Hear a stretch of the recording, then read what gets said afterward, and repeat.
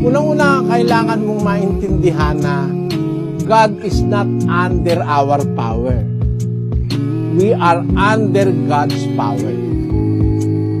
Hindi ko muna nalangin tayo, paghingi mo, agad-agad may obligasyang bigyan kanya agad. Although, nagaganap yun na pagkakailangan mo na ibibigay sa'yo ng Diyos. Pero kung halimbawa, hindi binibigay sa'yo, mag-iisip ka sa Biblia. Bakit kaya hindi binibigay? Maraming dahilan. Isang dahilan, hindi pa panahon. No, isang dahilan yon. Basahin natin ang 6:2, ikalawang Korinto.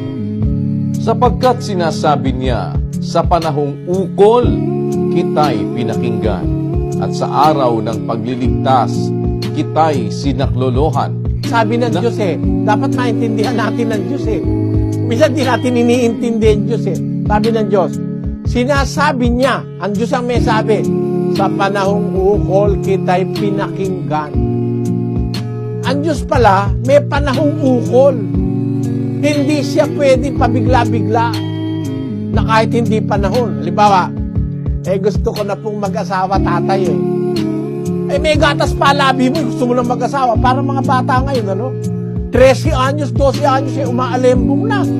Gusto na ng lalaki. Wala pa, hindi pa sa panahon yun.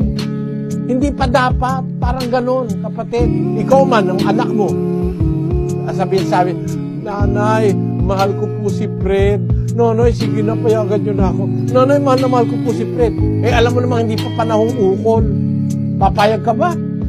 Basahin natin ang unang Korinto 7, versikulo 36. Ngunit kung iniisip ng sino mang lalaki na hindi siya gumagawa ng marapat sa kanyang anak na dalaga, kung ito'y sumapit na sa kanyang katamtamang gulang, at kung kailangan ay sundin niya ang kanyang maibigan, hindi siya nagkakasala.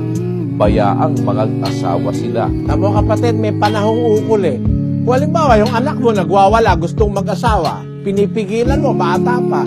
Kung sumapit na ang kanyang katamtamang gulang at kailangan sundinan niya ang kanyang maibigan, bayaan mo siyang mag-asawa, hindi ka nagkakasala.